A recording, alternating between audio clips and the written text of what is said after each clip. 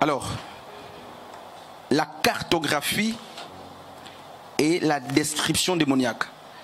Alors, ce premier point, ça peut être le premier chapitre pour certains, ou le premier point, va nous permettre, n'est-ce pas, d'identifier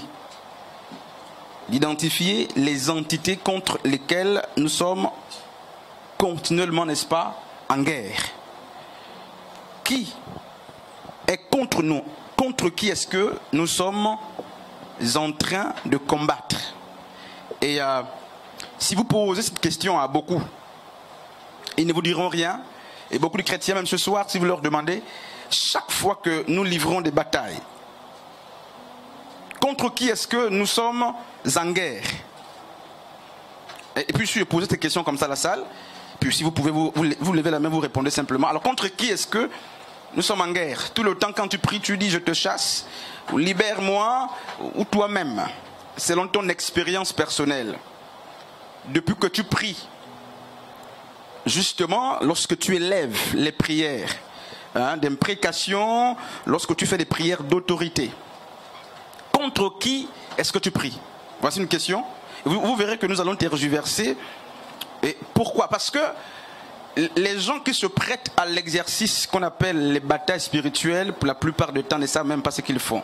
En fait, ils prient seulement. Ils prient et on leur a dit on prie contre Satan et ses démons.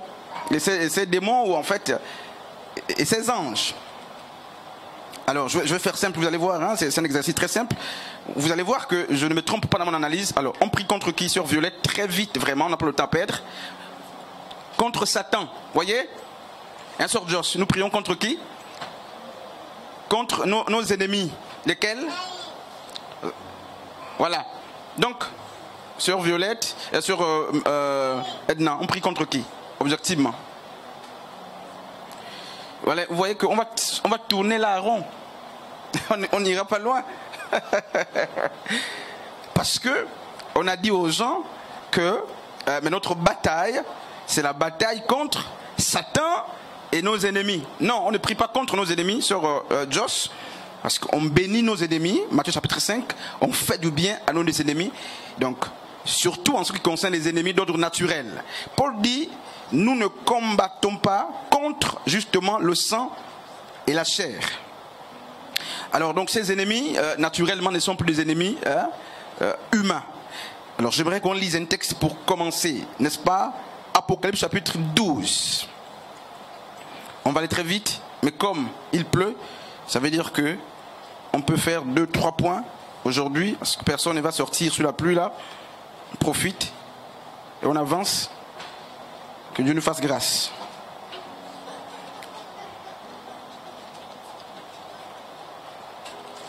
Apocalypse chapitre 12. Le verset 7.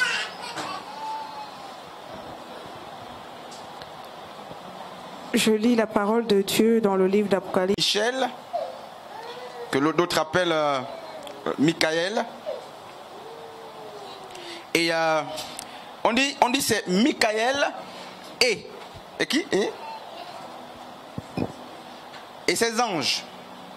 Donc, Michael, dans le camp de Michael, lorsqu'il y a eu la guerre, n'est-ce pas, au ciel, il y a eu donc une armée gérée par Michel ou Michael et une autre, n'est-ce pas, qui était gérée par le dragon, plus ses anges.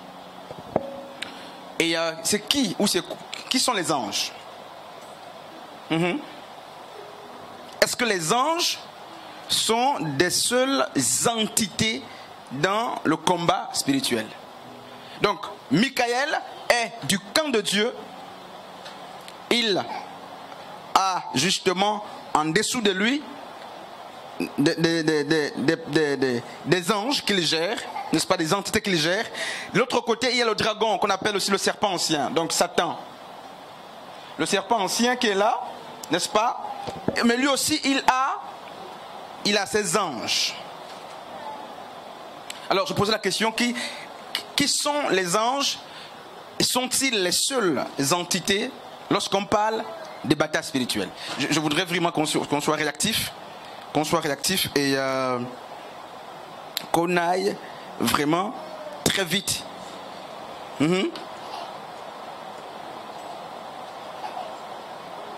Qui sont les anges?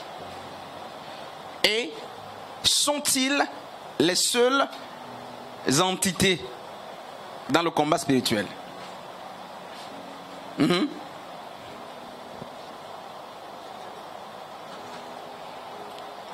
C'est qui les anges? Vous connaissez combien? Vous citez 2, 3, 4 noms. Vous voyez que le combat spirituel vraiment doit être enseigné dans l'église parce qu'il y a la confusion. Donc, Michael, c'est qui? Lui là, c'est qui Michael?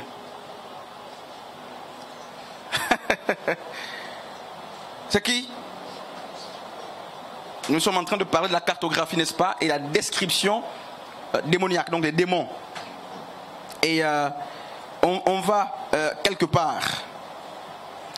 Qui sont les anges? Et qui est Michael?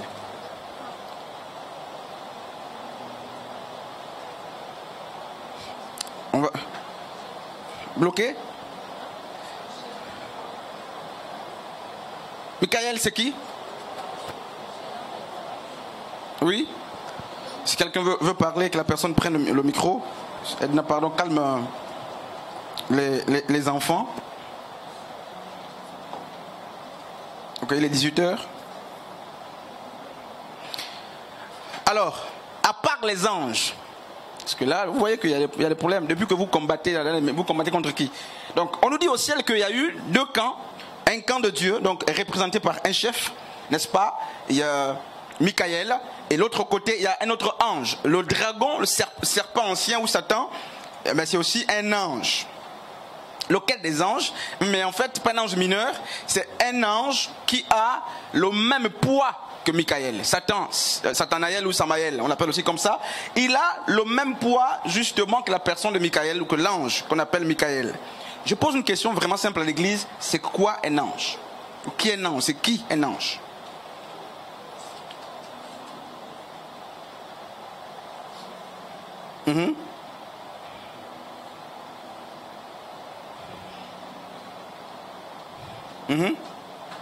L'ange.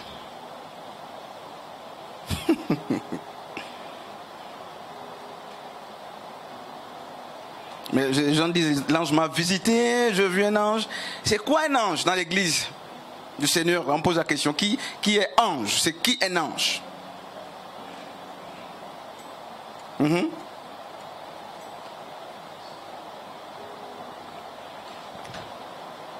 Oui, sœur Marie. Alors, merci beaucoup. Je dois dire que ce sont des questions, permettez-moi s'il vous plaît, assez particulières qui, même si l'on a peut-être la possibilité de dire quelque chose, elles semblent être assez étranges. Donc, de ce que je sais des anges sont... un ange est une entité de Dieu. Ça veut dire quoi? Ça veut dire quoi? Quelqu'un d'autre, pardon, un ange, ok, merci. Un ange.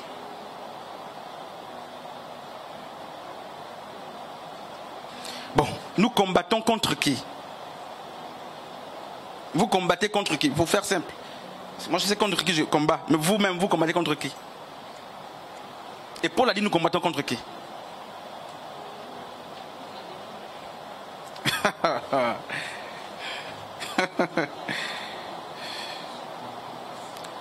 Donc, les anges, c'est les esprits, c'est ça?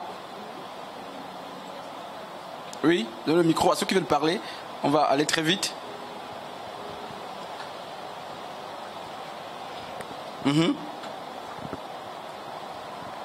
Les anges sont des esprits? Les esprits sont les anges? Oui. Non, non. Est-ce que les esprits sont des anges?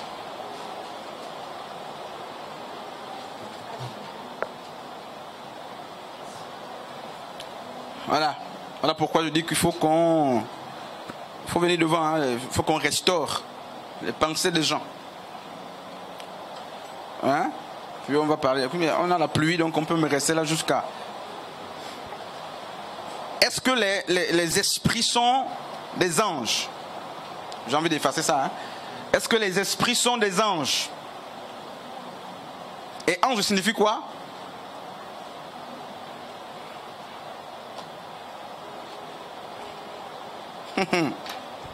Alors, voici ce que la Bible nous fait. Oui, Maman Sri, donnez vite le micro, le temps.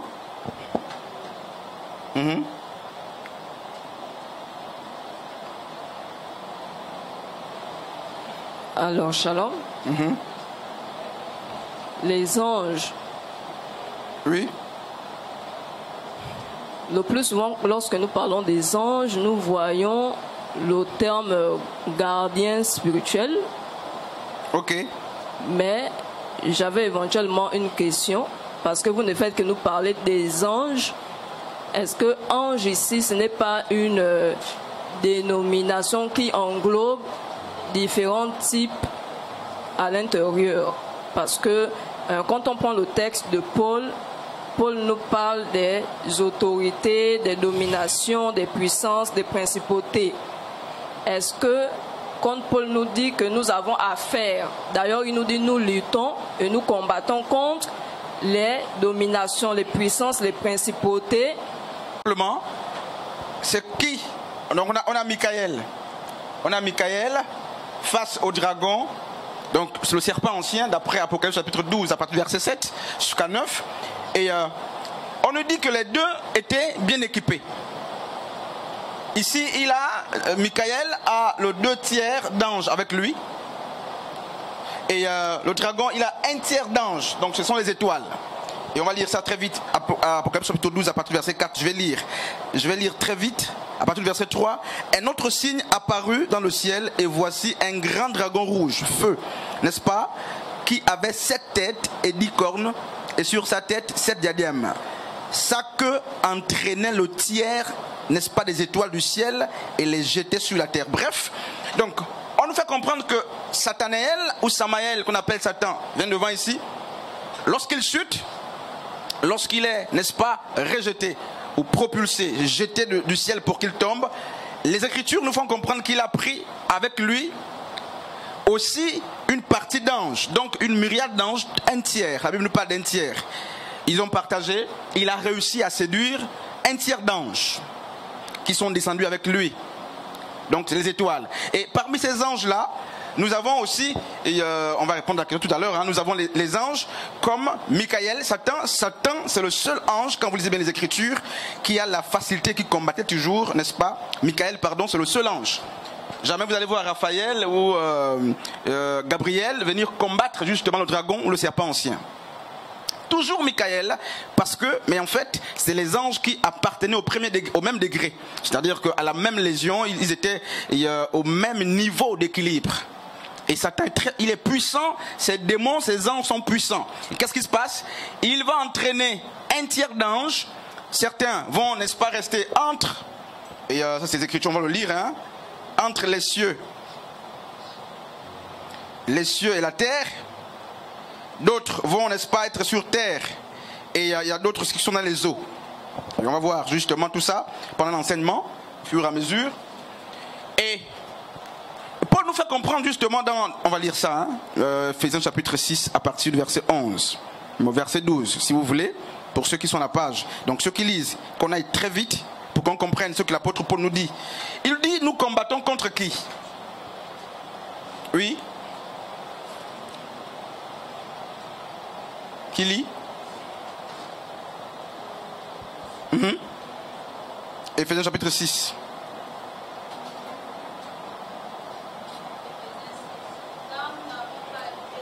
Car nous n'avons pas à lutter contre la chair et le sang, mais contre les dominations, contre les autorités. Ok, on va faire simple. Donc on a compris que jusque-là le peuple n'a pas pu définir ce que c'est un ange. On va aller. Donc, un être surnaturel.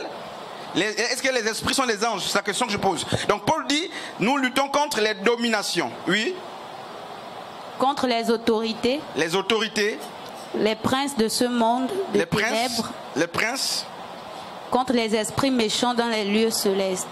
les esprits méchants. Oui. Donc les esprits méchants. Oui. Dans les lieux célestes.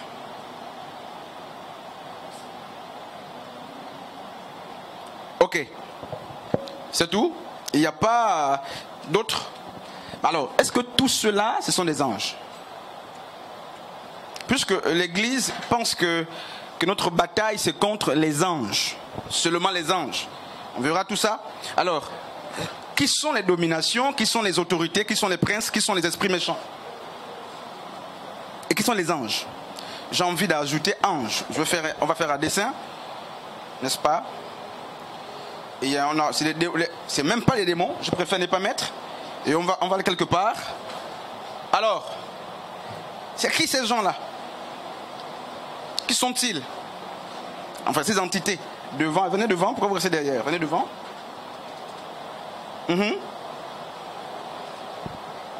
Et on peut prendre Colossiens chapitre 2 aussi. On va lire ça vite. Colossiens chapitre 2 à partir du verset 15 et Ephésiens chapitre 1 à partir du verset 18. Donc Paul dit nous luttons non pas contre le sang et la chair, mais nous combattons contre les dominations. Nous combattons contre les autorités. Nous combattons contre les princes, donc les principautés. C'est ça? Nous combattons contre, n'est-ce pas, les esprits méchants dans les lieux célestes. Et je laisse ça comme ça. Les anges, je laisse comme ça là. Colossiens chapitre 2 à partir du verset 15. Quelqu'un a le micro là? Le micro avec l'enfant, c'est pas bon? Ok, Colossiens chapitre 2 à partir du verset 15. Colossiens 2, 15. Il a dépouillé les dominations et les autorités. Alors, Paul, vous pouvez rester là, Paul nous dit ceci, qui a dépouillé. Yeshua a dépouillé une catégorie d'entités. Il dit les dominations, oui. Et les autorités. Et les autorités, oui. Et les a livrés publiquement en spectacle. Éphésiens 1 à partir du verset 18 jusqu'à 20. Donc Paul cite encore, il va élargir le champ. Il dit, par le sacrifice de Yeshua, il a vaincu, n'est-ce pas, les dominations.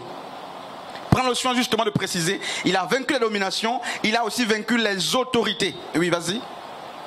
Éphésiens chapitre 1er, à partir du verset Éphésiens 18. 1, verset 18. Jusqu'au verset 20. Et qu'il illumine les yeux de votre cœur pour que vous sachiez quelle est l'espérance qui s'attache à son appel. Quelle est la richesse de la gloire de son héritage qu'il réserve aux saints. Et quelle est envers nous qui croyons l'infinie grandeur de sa puissance se manifestant avec efficacité par la vertu de sa force. Verset 20. Il l'a déployé en Christ en le ressuscitant des morts et en le faisant asseoir à sa droite dans les lieux célestes. On ne dit pas la terre littérale, c'est Dieu qui l'a créée. Mais en fait, le système du monde, tout ce que vous voyez là, c'est Satan qui est le chef premier. C'est Satan qui gère. Et le monde est soumis, n'est-ce pas, à la puissance démoniaque. Et qu'est-ce qui se passe? Donc on apprend justement que Michael va venir délivrer un autre ange comme lui. Un autre ange comme lui était retenu, tenu captif. Et il fallait faire appel à un ange soit supérieur, soit de la même classe, justement, parce que Michael combat Satan, naturellement, il devait renverser justement ce prince de Perse, et il est venu, mais il a renversé le prince de Perse, et l'information est passée. Donc, quand on nous parle de la cartographie, justement, ou la description des démons, c'est important, pourquoi? Parce que dans le processus du combat spirituel, il faut identifier les esprits contre lesquels, n'est-ce pas, nous combattons tous les jours. Les luttes que nous menons contre les principautés, on va les détailler, tout ça au moment convenable. Ce n'est pas les luttes qu'on mène contre les principautés et contre les autorités, contre les dignités, n'est-ce pas, contre les dominations. Toutes ces luttes varient, n'est-ce pas, et en fonction, n'est-ce pas, de ce que nous avons en face de nous, en fonction de notre armure, de notre gabarit. Puis j'ai vu les jeunes, aller évangéliser. Et il y a contre aller évangéliser. La dernière fois que j'ai évangélisé, c'était où là, les jeunes?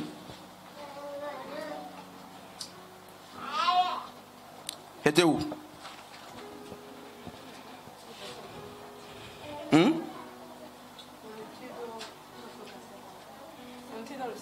Ok. Vous voyez? Alors on va prendre un texte vite, pardon. Acte chapitre 19, à partir du verset 14. Acte 19, 14. Bon, on va faire simple. Si les lecteurs qui sont devant peuvent retenir ces textes-là. Un texte, justement, c'est Acte chapitre 16. Un autre texte, c'est Acte chapitre 8. Un autre, c'est Acte chapitre 19, 14. Puis, on va passer très vite, oui, sur Marie.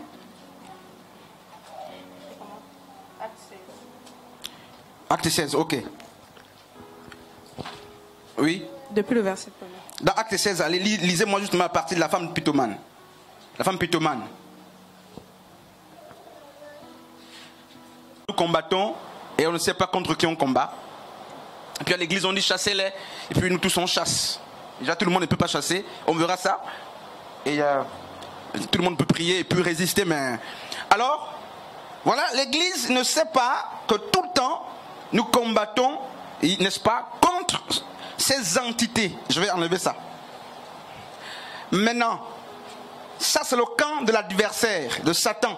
On dit que l'organisation satanique est comme cela. Satan est très bien organisé. Et la dernière fois nous avons lu le texte justement, c'était quel texte? Daniel chapitre. Daniel chapitre.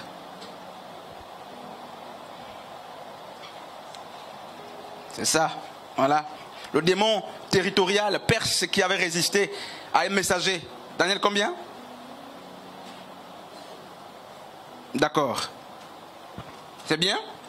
Alors, voici le camp, n'est-ce pas? Le camp de Satan, de Sathanaël. Hein, Sathanaël, ou de Samaël aussi, de Satan en fait. Très bien organisé. Vous voyez? Et alors, je pose une question très simple. Le camp de Dieu là, puisque ça c'est justement le camp des Satans. Et Apocalypse 12, 4 dit, Satan, c'est une question simple qui va juste faire appel à l'intelligence. Satan, par ça que, n'est-ce pas, a entraîné un tiers des étoiles. Donc, voici. Ça, c'est les catégories, n'est-ce pas, des étoiles qu'il a entraînées. Donc, ça, c'est le ciel qui est peuplé comme cela. Et il a entraîné ces gens ou ces entités. Alors, Dieu, là, Dieu, si on doit faire comme ça, Dieu, de son côté, son armée, puisque le psaume 47, le psaume 103 dit, notre Dieu c'est Jéhovah ou Jéhovah, n'est-ce pas, Sabaoth, donc l'éternel des armées. Alors, quelles sont les armées de Dieu, puisqu'il est appelé éternel des armées? L'armée de Dieu, là, elle est composée de quoi? Ou les armées, puisqu'on ne dit pas l'éternel de l'armée, il est appelé l'éternel des armées. Alors, quelles sont les armées de Dieu? Si on parle simplement, d'une manière courante et simple. Oui. Oui. Les mêmes, le camp de Satan là, les entités qui peuplent justement le camp de Satan, c'est les mêmes entités qu'on trouve par ici. Du côté justement, et du côté opposé, donc du côté de Dieu. Dieu a aussi les dominations, Dieu a les autorités, Dieu a les principautés, il a des esprits pas méchants, Dieu a des anges de puissance et de dignité. Seulement, ils sont différents, n'est-ce pas, dans la manière d'opérer. Et je posais la question très simple. C'est dans Daniel combien, justement, que le messager qui a porté l'exaucement à Daniel a été retenu? Daniel 10. Et dans Daniel chapitre 10, on nous parle d'un type de démon qu'on retrouve ici. Et c'est un démon territorial. Vraiment, nous sommes dans la cartographie, hein, la catégorisation justement des esprits. Et tous les esprits ne sont pas les anges, tous les anges ne sont pas les esprits, pardon, tous les anges sont les esprits, mais tout esprit n'est pas ange, on va voir. Et dans Daniel, on nous fait comprendre que Daniel va prier, au temps de l'esclavage, de la déportation babylonienne, il va prier, et et puis quand il se rend compte que la prière, l'exaucement n'arrive pas, il va rentrer en jeûne. Hein, pas les jeûnes religieux, pas les jeûnes de 3 semaines, il a fait 21 jours de jeûne, pas les jeûnes de la chair. Voilà, c'est un vrai jeûne. Il jeûne parce qu'il y a quelque chose qui doit arriver et qui est bloqué. Il jeûne, et puis le jeûne, semble-t-il, ne réussit pas. Je ne dirais pas ne réussit pas, mais la Bible dit justement que l'exaucement, dès l'instant où il avait prié, l'exaucement est parti du ciel pour la terre. Mais on nous dit, il y a des esprits méchants dans les lieux célestes. Et il y a des esprits comme Diane, comme Marie, comme Astarté. On verra justement qui sont suspendus entre les cieux et la terre, dont une des missions c'est de bloquer les prières de gens. Et il dit, je veux dire qu'on lit ce texte pour qu'on soit bien situé. Daniel chapitre 10, à partir du verset combien? qu'on lise vraiment ce texte. Oui, Daniel, chapitre 10. Qu'on aille très vite. Pas besoin de se précipiter à la pluie. Donc on sera forcément là. Verset 12. On dit quoi? Il me dit, Daniel ne crains rien, car dès le premier jour où tu as eu à cœur de comprendre et de t'humilier devant ton Dieu, oui, tes paroles ont été entendues. Et c'est à cause de tes paroles que je viens. Le chef du royaume de Perse m'a résisté. 21 jours, c'est ça? Mais voici, Michael, l'un des principaux chefs, est venu à mon secours et je suis demeuré là auprès des rois de Perse. Merci. Mais en fait, ailleurs on dit c'est le tsar ou le tsar, c'est n'est-ce pas, le chef, le gouverneur. Et plus loin on va parler, n'est-ce pas, le prince, n'est-ce pas, du royaume de Perse. C'était une principauté, c'était là, cet esprit ici. Ce sont des esprits inférieurs, il était là. Et il va retenir pas un chrétien, pas un homme. Il va retenir un ange. Alors, le mot qu'on a employé justement dans ma version, c'est il s'est dressé devant lui. C'est-à-dire qu'il s'oppose, il s'est levé simplement devant l'ange que Dieu a mandaté. Dieu envoie un ange en mission et l'ange échoue. 21 jours. 3 semaines, bloqué. L'ange de Dieu a échoué. Mais pourquoi? Il échoue pourquoi? C'est simple, hein? Pourquoi il échoue? Très élevé. Lui montra tous les royaumes du monde et leur gloire. Donc Satan montre tous les royaumes du monde et quoi? Leur gloire. Et leur gloire, tout ce qui va avec. Oui. Et lui dit, il dit à Jésus, je te donnerai toutes ces choses. Je te donnerai toutes ces choses. Si tu te prosternes. Si tu te prosterne et m'adore. Bref, on peut s'asseoir, merci. Alors, quel est l'enseignement qui sort on peut voir ça aussi dans Luc chapitre 4 à partir du verset 8, de Matthieu chapitre 4 depuis le verset 1er. C'est quel enseignement qui sort? Il y a des enseignements justement qui sortent, surtout la partie qu'elle vient de lire. Qu'est-ce qui saute à l'œil nu? Alors, on va aller vite. Ce qui saute à l'œil nu, c'est que on nous apprend que le monde appartient à Satan. C'est une réalité que ce monde appartient à Satan et d'un clin d'œil, il a montré tous les royaumes, n'est-ce pas, tous les gouvernements, mais à Jésus, et lui disant que tu deviendras justement le chef, soit président quelque part. C'est sûr qu'il voulait faire de Jésus un président. Hein, c'est pourquoi j'aimerais justement prendre appui sur ce passage pour dire que ceux qui disent qu'il y aura des présidents chrétiens, faisons attention. Oui, on peut avoir des présidents qui vont se convertir si Dieu pousse, mais écoutons ce qui se passe. Satan dit qu'il donne les nations, les royaumes qui lui appartiennent depuis Adam, parce que c'est Adam qui a donné la gestion du monde à Satan. Il dit, ces royaumes m'ont été donnés. Quand Satan chute, Satan lègue, n'est-ce pas, la gestion du monde. Quand Adam chute, il lègue la gestion du monde, l'autorité à Satan. Satan prend tous les royaumes. Et Satan nous apprend ici, ou Matthieu nous apprend ici, que tous les présidents fléchissent d'abord devant Satan et il leur donne le pouvoir de gérer Ma'an. Hein, sur Violette? Tous les présidents doivent faire allégeance à Satan. Pourquoi? Ben écoutez, 1 Jean, chapitre 5, à partir du verset 19. Quelqu'un va nous lire ça. Parce que, mais en fait, Satan est le chef. C'est le prince du monde. C'est lui qui commande. Et il dit qu'il devait faire de Jésus soit un pape, soit un roi, soit un président, si Jésus fléchissait. Donc, la condition pour être président, gérer les nations qui appartiennent à Satan, c'est de lui faire allégeance. Donc c'est difficile quand même qu'on ait des chefs d'État purement convertis, sans des mélanges. Hein, quand je vois les gens acclamer, parce que, dit-on, les autorités gabonaises vont dans les églises et puis ils disent que Dieu nous aide avec la parole, on comprend clairement que Satan dit, si tu te prosternes, je te fais président. Parce que c'est sa terre. Un chrétien ne peut pas venir gouverner. Regarde ce qui se passe. N'est-ce pas? Merci Seigneur. Dans Daniel, il y a la Perse qui est un territoire appartenant à une entité. Donc géré par un démon territorial. Comme le Gabon a assez de démons, justement, qui gèrent le Congo, la France. Peu importe, n'est-ce pas, la nation, chaque nation a des démons qui gèrent tout. Et qu'est-ce qui se passe? Dieu n'envoie pas, n'est-ce pas,